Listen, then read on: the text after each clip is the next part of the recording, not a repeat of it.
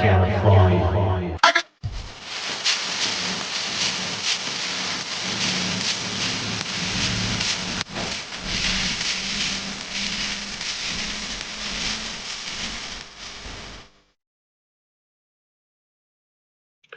What's up, YouTube? It's me, the Artist MC, and today I'm going to give you my review of Star Wars, The Mandalorian, and Grogu. Well, I saw this show on Thursday, and after coming home and doing my reaction, I figured I would wait a couple of days before I actually recorded my review because I wanted my thoughts on it to settle more. I wanted it to just really seep into what I was liking, what I was disliking, and what I felt from this movie. And I can tell you proof positive that the movie did nothing wrong for me. Did nothing wrong. I got a story. I went on a little adventure. I came back home. No damage to canon, no damage to lore. Nothing really happened. And I don't consider that a bad thing in this instance. In some other ways, it could be failing, but in this way, it wasn't. Basically, it was a movie in bubble wrap. Basically, it did nothing to destroy anything. Unlike The Acolyte, unlike any other shows in the Star Wars franchise that have come out under Disney's, tenure. Nothing. It did nothing to offend anything. And I'm fine with that. I'm not upset that this movie wasn't a big sweeping space battle with lightsabers and the force powers. I'm not disappointed about that. I have been one of the proponents of the fact that the Star Wars universe is bigger than just the Skywalkers, than just lightsabers and just Jedi and Sith. Yes, that is what brought us all to the party. But if shows like Andor and The Mandalorian are anything to prove to you, is that you can have great stories outside of those two things. Now, you may be mixed in the group, but I'm not. I take Star Wars on the whole. I love the lightsabers, I love the Jedis, I love the Sith, but I love the world as well, the characters, the different places you can go in this world because it's always expanding. Now, while I do believe in holding to the ideals of George Lucas and poo-pooing the ideas of KK, that the Force is female and everything else like that, I do believe the universe can be bigger and expanded upon without doing damage to what has already come before it. It doesn't have to be torn down. And this movie doesn't do any of that. It doesn't tear down anything. Now, the other criticism of this movie you can have is that it goes nowhere and leads to nothing. That's not the fault of the movie. That is the fault of the people at Lucasfilms who scuttled the show that this could have led into another season of. That's on them. It's not the movie's job to do that heavy lifting. Part of the criticism you hear nowadays is people get so pissed off that every movie is just a lead in for the next thing. And now here you are. You got a movie that doesn't lead into the next thing, and they pissed off that it's not leading into the next thing. You really can't please people sometimes. Now, this movie, for review's sake, catches up with Din Djarin, the Mandalorian, and Grogu Djarin, his adopted son. And they are on a mission to collect a bounty on some of these Imperial, what I would call remnant members, since they're pre-remnant, that have been escaping the New Republic after the fall of the Emperor and whatnot. Now, this first portion of the film is the most action-packed and the most interesting for who the Mandalorian Din Djarin is. And who he is a very skilled fighter and, above all else, a Mandalorian who is able to take on a full complement of Imperials and come out pretty much unscathed. His fighting prowess, his tactics, his skill, his accuracy with a blaster are nothing to be trifled with, even when he's carrying around his little green son, Grogu, who does have the use of the Force here and there. Now, this part of the movie was the most action packed, and I can see why people would be amped up when the movie started. But from this point, taking out that first bounty and then going back to the New Republic and Sigourney Weaver's character to let them know he's taking this character out, he brought him in cold. Not. You get Sigourney Weaver's character giving Mando another mission. Even though he kind of said he wanted to take a break, he's getting another mission. The next mission is to take down somebody who is mysterious, is one of the people on this new Empire, or excuse me, New Republic hit list that they want to pick up, an ex-Imperial. But they don't know his face, and all they have is a name. But the people who have been willing to barter information about this person are the Twin Hutts, which sends Mando off to Nahata to obtain some information from them. Now, in trade for his services of doing this mission to the Hutts, which he doesn't want to deal with, Mando is given something that the New Republic has claimed from one of these, dispatched old Imperial warlords. And it is a new Razor Crest. Most people would be upset about this. I'm actually happy about this. I always liked the design of the Razor Crest. I thought it was a cool one-man ship, especially for a bounty hunter. I thought it was cool. I liked the rotating thrusters. I liked the drawbridge in the back. It was cool. It was very cool to me. I was really disappointed and upset when it got blown up. Now, his chromed out Naboo fighter might look kind of cool, but I'm not a Clone Wars baby.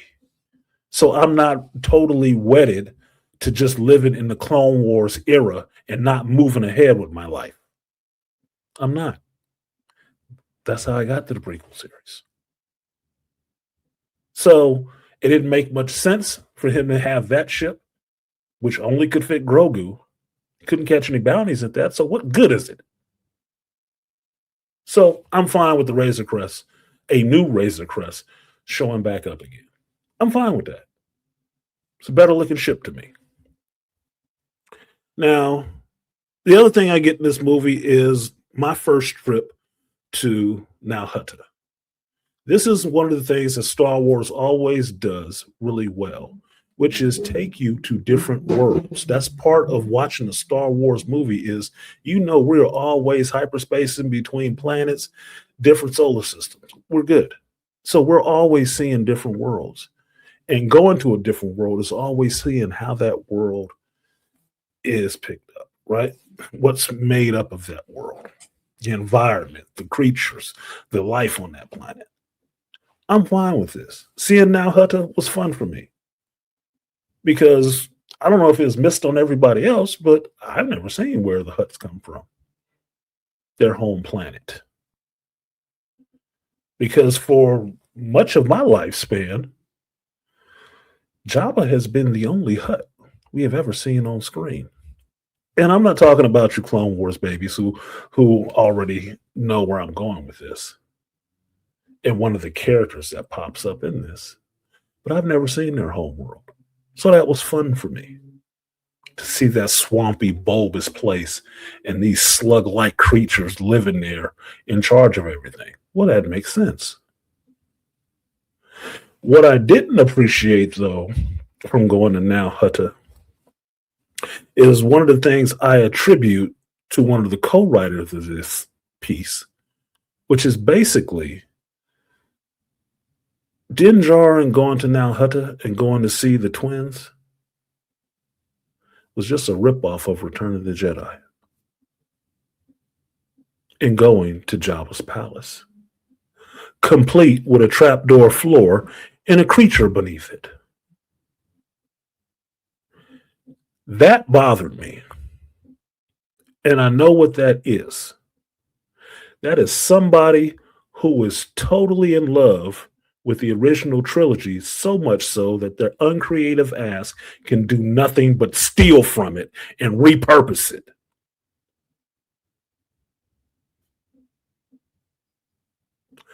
Now, from Nal Hutta, the Twin Huts give Din a mission to go to Shakira and rescue their nephew, Rada the Hutt. This is Jabba the Hutt's son. He is being held there.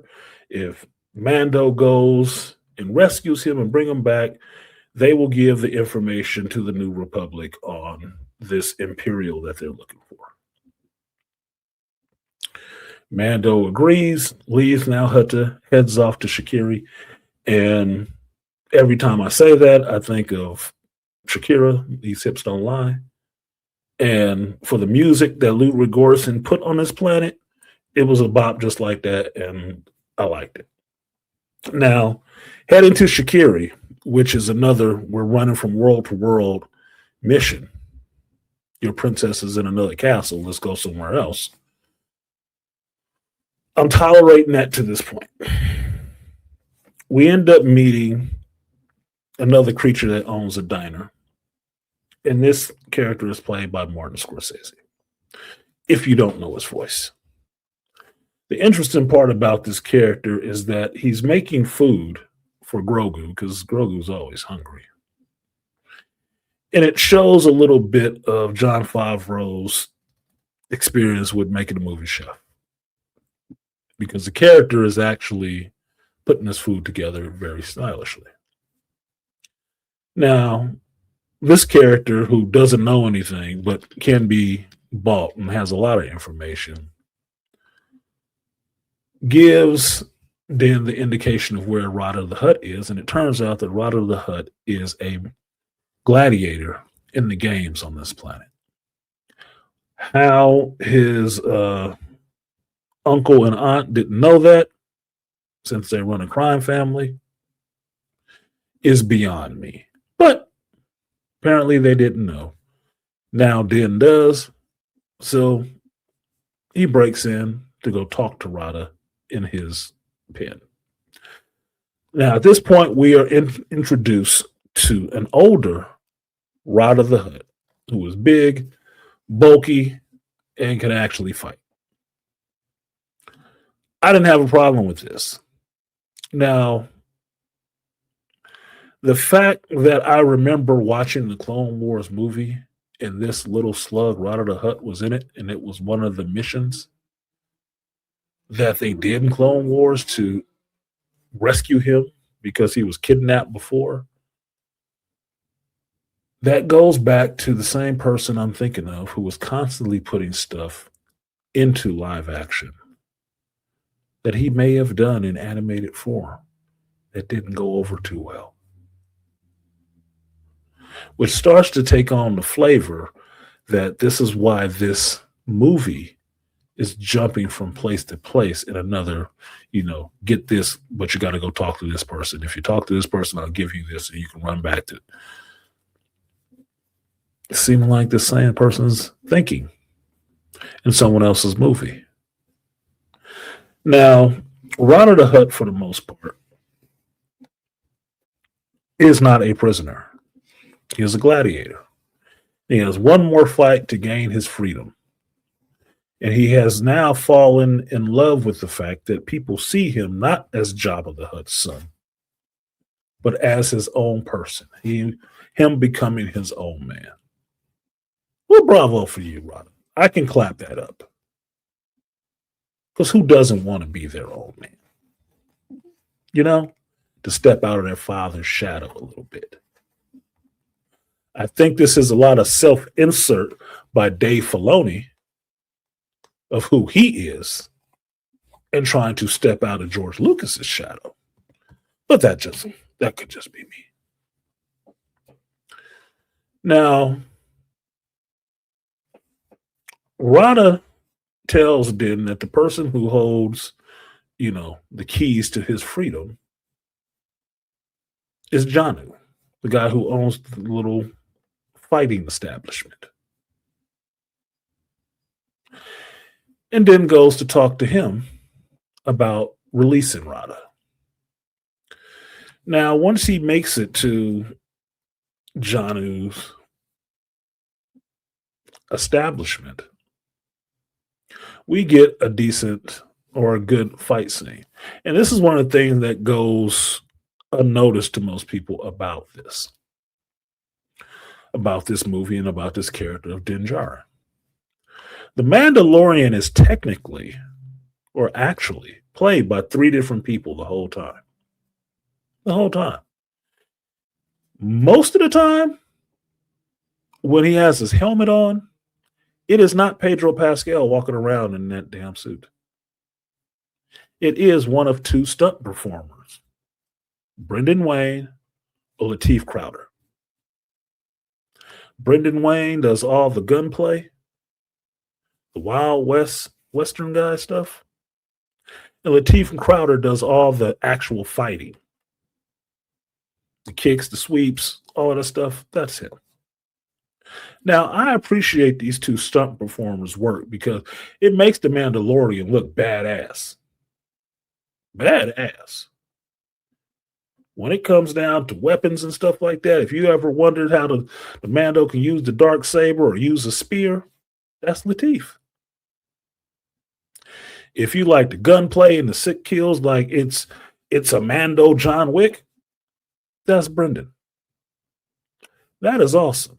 When you see him with the mask off, it's Pedro.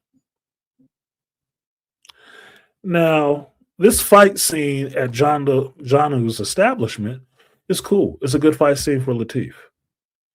And that was where I really caught on to what was happening, that each stunt performer was getting his own action scene. And I like that because it's given some respect to each one of them and what they put into this character. Now, once we get in to talk to Janu, Din finds out that no matter how much money he offers Janu is not letting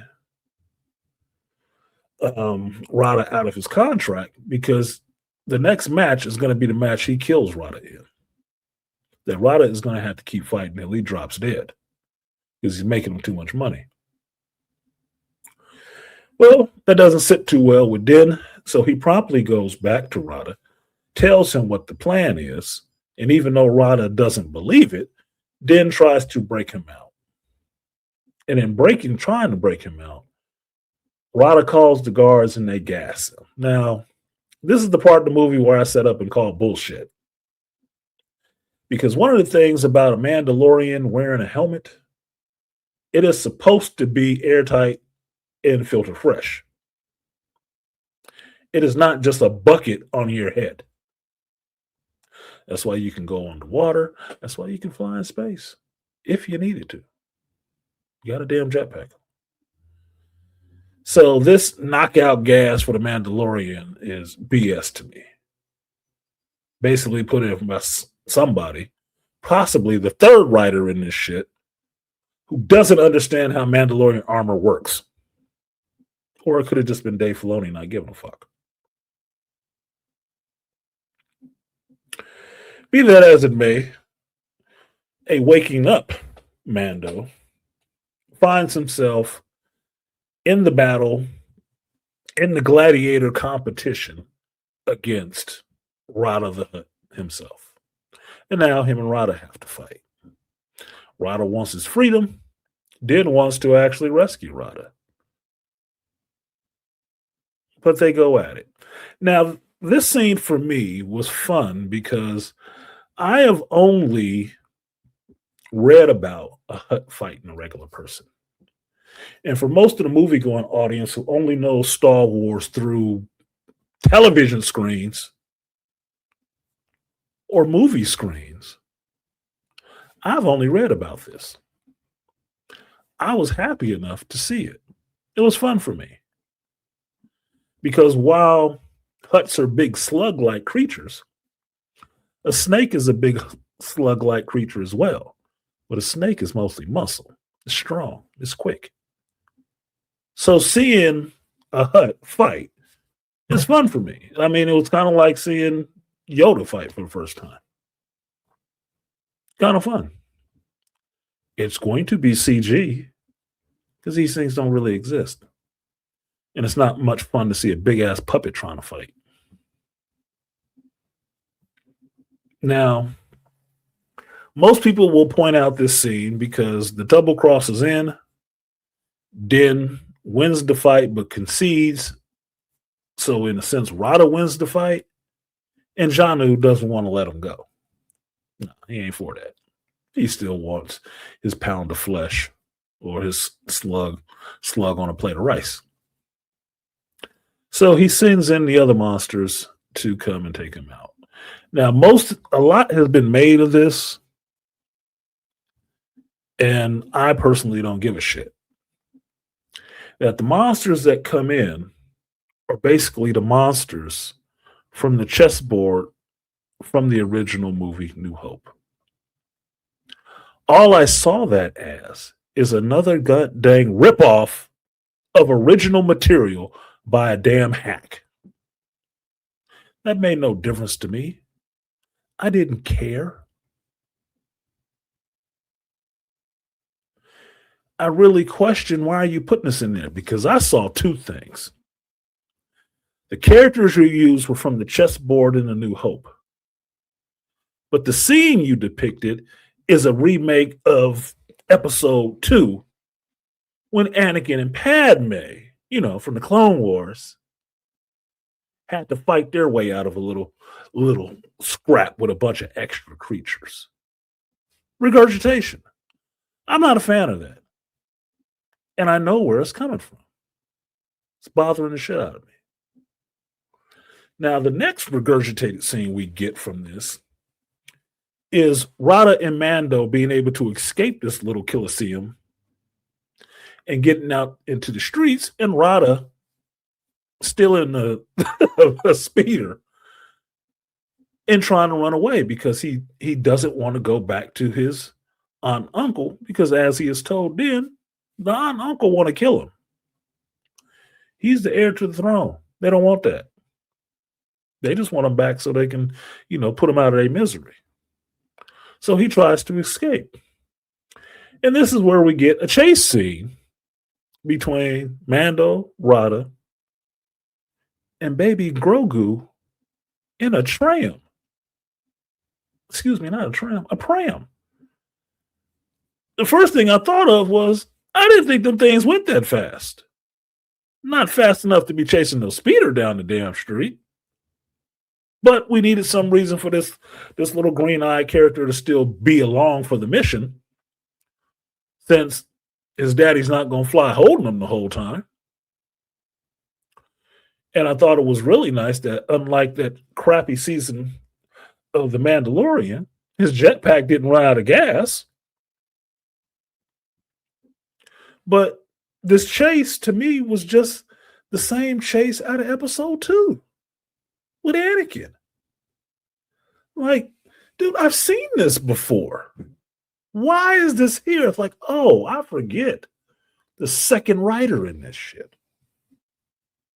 The Judas. The plagiarist. The person who just steals from other people and rewraps it and calls it Star Wars and him being creative. Now, after this brief little chase, Rada's captured and Mando finds out from Rada on his way away from Shakiri, the planet, that The person that Mando is actually looking for and really needs to bring Rada back to get the information for is Janu. That Janu's last name is Coin. He is the Imperial that Mando was looking for. And if Mando is set to believe him, then he needs to go back to Shakiri and check this out. Well, he does, along with Rada. And Zeb, who was completely pointless in this shit. Completely pointless. Zeb, I'll just say this. I didn't watch Rebels. I don't give a shit about Zeb. But when I'm watching this show or this movie and Zeb is in it, every time I see Zeb, I think of Gina Carano. She would have worked a hell of a lot better in this. Just saying. That maybe this was the role that Jon Favreau had for Gina Carano, since we know the show that Gina Carano was supposed to be the star of was Rangers of the New Republic. So Zeb being there is just a filler for what should have actually been there, which would have made more sense for the Mandalorian character. But whatever. Whatever. They go to Janu Coin's house. They see it's surrounded by Imperials. And they go in anyway to get a hold of him. How the Mando gets in, I don't know. They show it later, but we didn't see it up front. All we see is him walking into the guy's main room with a bunch of Imperial stormtroopers in there. I was like, how did he get through the front door? They show us later on, like this is a cut scene from some other movie, where everybody is laid out outside. They fought their way in, but nobody on the inside of the building heard them fighting their way in from the outside. Makes no sense. Now, Janu Coin is captured, and they're heading back to the Razor Crest. And this is another ripped off scene from another show I actually like. Now, this scene for me played like the scene from Serenity, where the crew of the Firefly is running from the Reavers. And to get away from the Reavers in quick fashion, they do what's called a barn swallow, meaning the ship flies towards the speeder coming towards it, opens its bay, and the ship just drives inside without stopping. It was a cool scene in Firefly. I didn't like it repurposed in this shit. And not to say the whole movie was shit, but it's just another example of a stolen scene from somebody else's work. That's why I didn't like it. I saw it, didn't like it too much. Another stolen scene. And I'm thinking still of attributing that to the second writer on this piece. Now, with Janu Coin in custody, Mando heads off back to the Republic base and turns him in. My favorite Judas is there. And at one of the tables is a cast of some of these directors that have worked on The Mandalorian, which everybody else just saw as the Diversity Starfighter Squadron. No, they're directors. You didn't recognize the person who did the Kenobi show sitting there? You didn't recognize Rick Fumigawa? These are all directors from the Mandalorian show. But okay, the only one you recognize is the only one wearing a cowboy hat. No big whoop. No big whoop. Now, with Janu turned into Sigourney Weaver's character, Mando says he's going to take a break. And Sigourney Weaver's character, whose name I can't even be bothered to remember because it doesn't make any sense, lets the Mandalorian know that the Hutts will take this personally because they didn't get their nephew. and turning on him will put a bounty on his head. He's aware and not giving a fuck. And with that, he takes his new Razor Crest ship and heads off to Navarro. You know, the place where Carl Weathers' character, Grief Karga, used to be the mayor or governor. But since Carl Weathers is dead now and wasn't there to show up and welcome Mando back, most people didn't recognize that that was his planet. You know, where the Mandalorian homestead now is since the last season. That most people didn't watch. Well, while back on Navarro, we get the introduction of another Clone Wars baby's favorite characters, which is Imbo. I didn't know who the hell this character was. And since I didn't watch Clone Wars, I didn't really care. But it was something interesting about this character because he had a really interesting silhouette and look with the big round hat and the shoulders. And I'm like, you know, that looks like something else I've seen before. And sure enough, by the time this character has crept up on Mando at his home with Grogu and the little Babu Freak characters, you know, pimping out the new Razor Crest, I get it. It's a ripoff of Battle Angel Alita, the character of Clive Lee, or Gimme if you've ever watched the anime. You know, the green ninja with the big green hat who was a hunter warrior. Doing the research on this character made it worse. More of a ripoff from somebody else's material. Seven Samurai and Battle Angel Elite. I don't give a shit about this character. He looks kind of cool, but it looked kind of cool the first time I saw it on somebody else. Now, Imbo is able to capture Mando and take him back to Nal Hutta because the Hutts did want his ass. Because, you know, Rada didn't show up. Rada was let go by Mando to have his freedom and start his own thing. So Mando has to pay for that.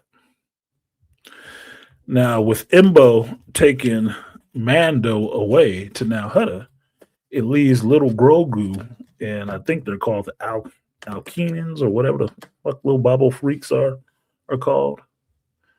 It leaves them to try to have Grogu get his daddy back. And this is where the movie really takes a turn. At this point in the movie, I would say it turned into the Muppet movie.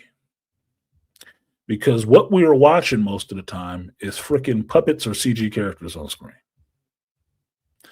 Now, I grew up on the Muppets, Fraggles, Dark Crystal, The Labyrinth, all of that shit.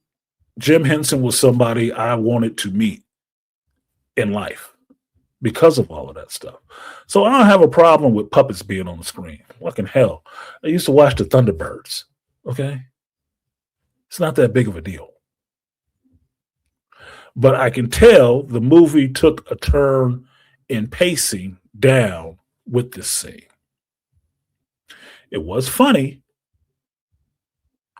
I could see how it would play to little kids, but it did slow the hell down to where somebody grown would be. Get on with it with these little damn puppets. Now, Grogu and his little band jump in their little ship, and that has hyperspace light speed technology, which is just hilarious to me. Go to Nal Hutta to track down Mando to rescue him. Now, once we get to Nal Hutta, and Mando was there in front of the twins, we get our second rehash of Return of the Jedi, where instead of Han being frozen in carbonite, Rada the Hutt is slabbed up there being electrocuted by his aunt and uncle because Hutts live a long time and they're going to torture him for like 100 years. Wow.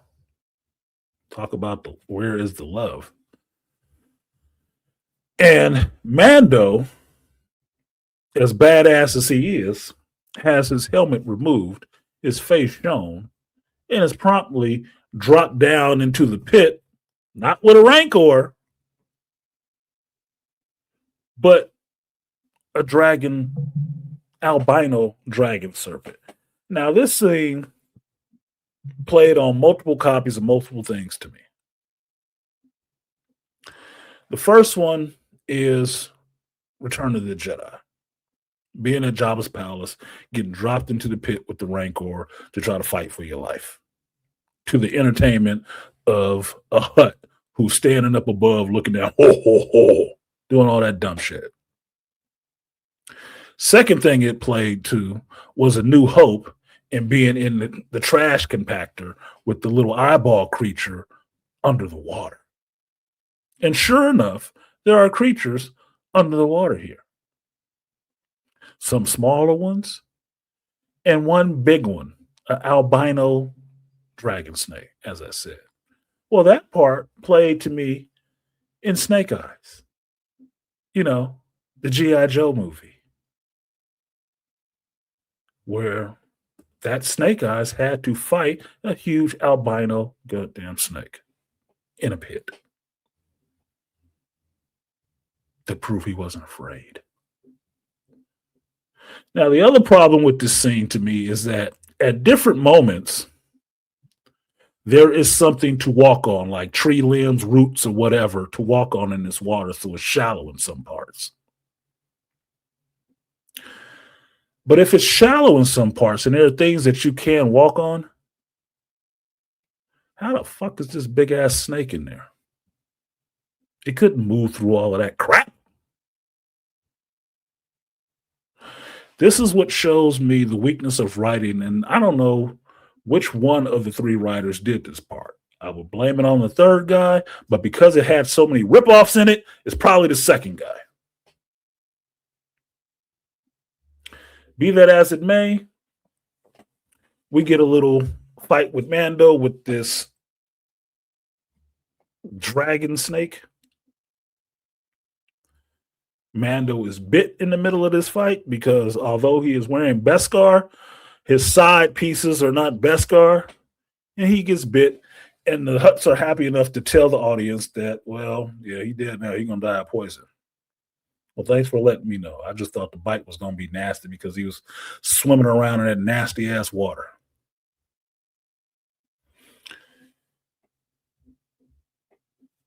At this point, this is when Grogu and the Frakes, they're not a boy band, find the Mandalorian, signal him with a flashlight, and drop a charge onto the grate in the side of the floor to flush out the water so we can get a rip-off Goonies scene of everybody sliding down a water slide to escape. Once we're outside and Mando saves Grogu and the Fricks from drowning, like this is a Predator movie, he is able to run through the jungle to get back to the Frick ship, which they lead him to, and he discovers that the ship is actually really tiny. Now, that was funny as hell to me because we already knew the Fricks are small. We already know Grogu's small. Grogu was crouched up in that little ship with them. It can't be that big, but you didn't have real scale to know how small the ship was. Basically, the ship looks like a professional RC vehicle, which was funny, which was kind of funny to me. Mando can't fit in there. So this is the part where Mando has to send Grogu on his way. Get away, I'll hold them off. Now, it's kind of a touching scene, but you know it's ultimately stupid because your name is on the banner, dude. You're not going anywhere. So Grogu goes off, and Mando or Brendan has another good fight scene running through the jungle in Logan fashion, another ripoff scene. Being a badass, taking out these droids and stuff like that until he succumbs to the poison and falls down. But before the flora and fauna of this place can take him, he is saved by his son Grogu, who did not leave with the Fricks. The Fricks have left, vowing to come back for help. Grogu stays. And this is where the movie comes to what I would consider a screeching halt. Because for about 20 minutes, it turns into a completely different movie. And this is where I could see grown adults having a hard time with this, really being pissed off. Because now we are fully in the puppet movie, where it's just about Grogu. And Grogu trying to take care of Mando until he gets revived. We even get Grogu, going through the swamp, walking with a stick, and meeting a kindly old weasel in the middle of the swamp. Now, for a minute, I thought, like, who the hell is this? Emmett Otter, and where's the junk band? Yeah, Grogu steals a fish from him one day, but then he comes back the next day, and I'm like, Mando should be dead already. He should be dead already. You're wasting a lot of time here. This has been a couple of days. The first scene was the passage of time. I was like, how slow does this poison work? Because all Grogu did was heal up his puncture wound. He didn't suck out the poison. Now, this all seems like a contrived moment to have Grogu on his own and just get a little puppet porn for people. Fine. Everybody got to see the cute little green guy walking around in green surroundings. Cool. One of the best parts in it was showing Grogu making a hut to hide Mando in, using the Force to put him inside, and then really realizing everything that he's doing to try to take care of him is not helping him. And he's kind of, stuck. Now, thanks to Emmett Otter, who found out about him and Mando, gives him an antidote for the poison that Mando has been bit with. And Grogu takes it back to Mando, feeds it to him, and snuggles up next to him like, I hope you wake up, Dad. It was cute. That was a cute scene. If I could have found that picture, I'd have used it for the thumbnail. Later on, Mando wakes up, and now Grogu and Mando are together, and they make a decision on what they need to do. Are they going to leave and run from the huts forever, or are they going to take the fight to the huts? Grogu agrees that it's time to take the fights to the huts, and shows Mando one of the things he found, which was the ship that Rada was on when Mando sent him on his way to be free. Now, the amount of growth on this ship and leaves and dirt and stuff like that inside makes me wonder, how long have they supposedly been here? How much time has passed? Because it's looking like years have passed when it's not supposed to necessarily have been that long screen-wise. Nevertheless, Mando takes the ship, gets it working, and flies it towards the Hutt Palace. Now, this scene is a little bit of a ripoff to me from Matrix Revolutions, to where Mando and Grogu use this slower flying ship to fly into the Hutt Palace, right through the wall. And I kept waiting to see either he's going to get the wash treatment where something is going to get stabbed through his Beskar, or he's going to get the Trinity treatment where something gets stabbed through Grogu. None of that happened, so I was kind of disappointed, but they did end up crashing right into the palace. Fine. This leads us to our last major fight scene where Mando takes on the droids of the Hutts, the two big droids that are outside the door, which do look like Transformers. They do. I was waiting for him to start dragging his metal balls. But once Mando gets past them and inside the throne room, Grogu was able to free Rada. And now it's 1v1 three ways. Where, well, at least in Rada's case, it's a 2v1. Rada gets to take on his aunt and uncle, which shouldn't be that much of a problem for him since he was actually doing gladiatorial battles and they was laying on their fat asses just eating. Shouldn't be that much of a fight. And Mando gets to take on Embo. I have more on that character on the hero's journey. I'm going to rip that one a new one.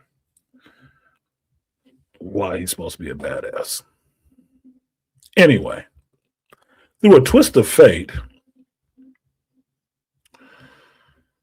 all the slugs and the villains end up falling through the trapdoor because they are too weighty on top of that shit.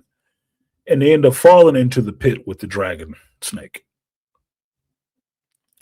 Embo is able to escape with his dog, but the twins are not so lucky. And the big white snake eats the two little green slugs. And that is the end of the twins. Unless they get spit out like, I don't know, Boba Fett from a Sarlacc pit. Now, while Mando was, making his assault into the palace, the Fricks show up with the New Republic and the director's crew of X-Wing fighters. They do their little carpet bombing. They attack the other ships that are out there so you can have a little bit of an X-Wing fight outside. And Mando directs them to fire on the palace, to bomb the palace. You get a regurgitated scene from somebody using a scanner, like in A New Hope, of staying on target so they can drop their bombs. And I'm sitting here rolling my fucking eyes at seeing that. Like, why do you have to take everything from George? Jesus. You have no original ideas.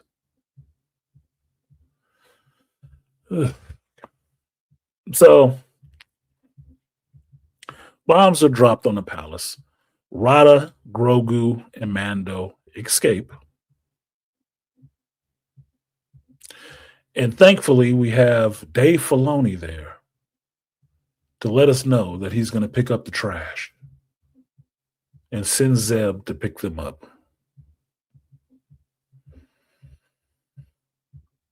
Every time I saw this ship, I was just thinking of Andor. So it was just me. But anyway, Zeb picks them up. They take them back. Heroes welcome. They've done the deal. They're back at the New Republic base. And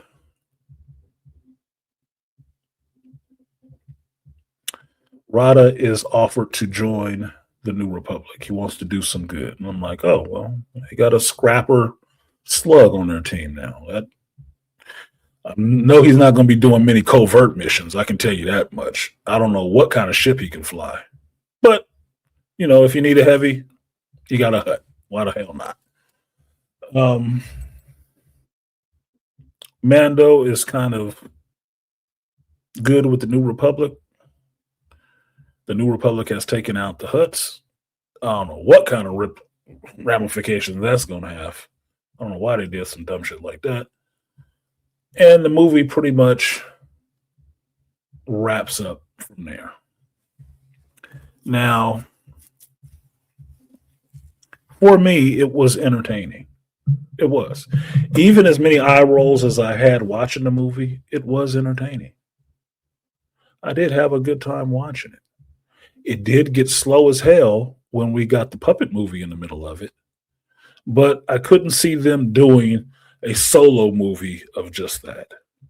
I couldn't. Where else was it going to happen other than the Mando and Grogu movie? Which is why I understand now they had to put both names in it because Grogu got his own little mini movie in the middle of the Mandalorian movie. Cool, whatever. No real brand damage done. No real lore damage done. There weren't any characters that didn't belong there showing up, except for all the fucking Clone Wars characters that I could do without.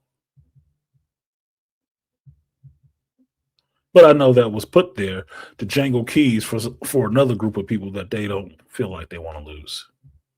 You know, Filoni fan base. Beyond that, it didn't do anything. There is nothing to advance because the show is dead now. Did it leave Mando in a different place? For what? What point would it have been to leave him somewhere else that you can't follow up with? Then that would have been the complaint. It made no difference. It was a self-contained movie. You could watch it, you could enjoy it or dislike it, and then you could move on with your fucking life. It didn't have to connect to anything. It didn't have to lead in anything. It didn't have to give you a hook for something else to watch. It didn't have to do any of that. All it had to be was its own movie. And that's what we got. That's exactly what I got. All the parts that had actual heart in it were the parts I know Jon Favreau wrote because Dave Filoni can't write that shit. All this ridiculous Clone War stuff thrown in there, I definitely know Dave Filoni wrote that. All the stuff that didn't make any sense and was logical lapses in intelligence, that was probably the third writer. That's what it was. A movie in 3 parts by 3 different people. And it didn't really piss off anybody outside of the people who really wanted lightsabers, stormtroopers, big fleet battles, and heavy force use with the Skywalkers. Hey, there's more people in the universe than just them. I love the Skywalkers too, but there are more people in the universe than just them. And I don't mind seeing a movie about them or a show. I want to see the universe flushed out. But I dislike franchises focusing overly on 1 or 2 characters and never being able to move beyond that. I'm talking to you, DC. So, for me, Mando and Grogu was a decent enough just watch. Is it worth seeing in IMAX? No, I wouldn't think it was worth seeing in IMAX. I saw it on a giant screen. That was enough. Does it feel like an episode of a show? It is a movie based on characters from a show. No kidding. No kidding. And it had the same feel as the show. Yes. But what were you expecting? Rogue One? Not the same people, not the same crew. Okay. So for me, it was fine enough to watch. It wasn't the best thing in the world. It wasn't the best thing in the Star Wars universe. It wasn't the worst thing in the Star Wars universe. But it was an entry into the Star Wars universe, just like the Skeleton Crew. You can like it or dislike it, it's still there. For me, I was entertained. I wasn't pissed off by it, and I appreciated that. So with that, that is my very long-winded review of Star Wars, The Mandalorian, and Grogu.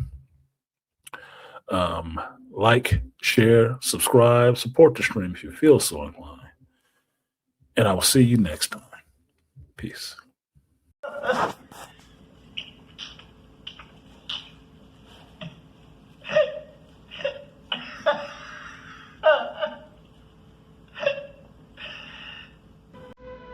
You want to talk to me? Yo, wait, but it's all an illusion.